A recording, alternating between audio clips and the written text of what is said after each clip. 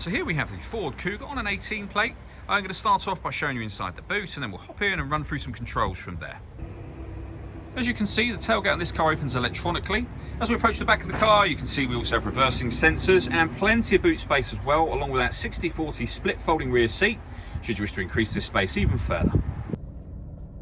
Okay, now that we're inside the car, we're going to start with the dials. On the left-hand side, we have the rev counter, and on the right-hand side, the speedometer.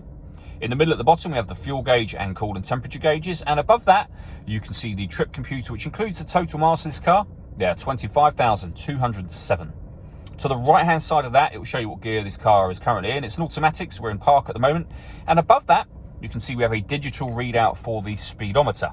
You can change the information that's displayed there by using buttons on the steering wheel for various bits of individual trip computer information, or those 4 bits all display simultaneously, and then we're back round to the beginning again. And the buttons that I was using to do that are on the left-hand side of the steering wheel here. Beneath that, we have cruise control and speed limiter.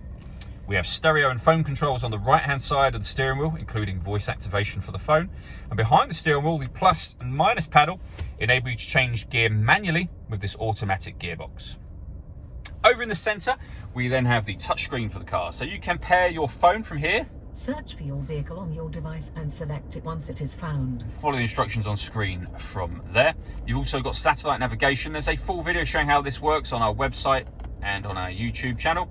And then we've got our audio menu as well. And you can see we have AM, FM, DAB radio, CD player, and Bluetooth audio as well. So you can stream your music wirelessly, as well as making and receiving phone calls. That is, of course, once you paired up the phone. With the main volume for the stereo just here. Working our way down, we then have dual zone climate control.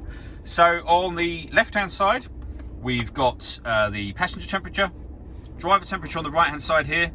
You can increase and decrease the fan speed, determine where you'd like the air to be distributed once it enters the vehicle. When you're happy with all of those settings, that button will turn your air conditioning on. Same again to turn it off.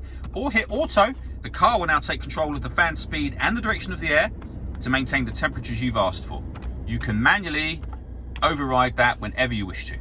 We have a heated driver's seat and a heated passenger seat, both with 3 different heat settings each. Beneath that, we can open the tailgate from inside the car.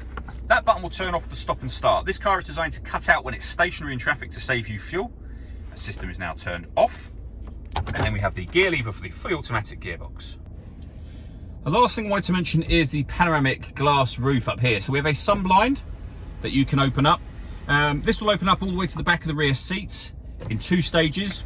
You can leave it like this, and of course, as you can see, that lets in a huge amount of extra light, or you can open this front section as a proper sliding sunroof should you wish to do that. All that leaves me to say is thank you for taking the time to watch this video. If you'd like to come and see the car in person and have a test drive, please feel free to call any of our MJA sites. We'd love to hear from you soon.